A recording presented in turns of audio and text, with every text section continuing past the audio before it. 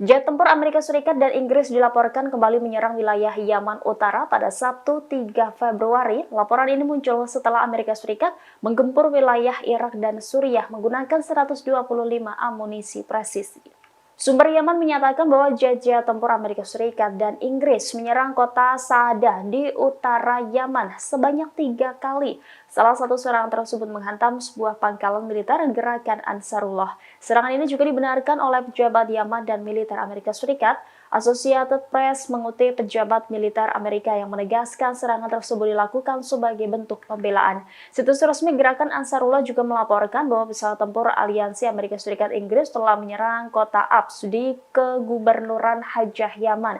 Pejabat keamanan Yaman memperingatkan bahwa mereka tidak akan membiarkan agresi ini tidak terbalas. Serangan Amerika Serikat di Yaman terjadi setelah Joe Biden memerintahkan militernya menggempur Irak dan Suriah pada Jumat 2 Februari.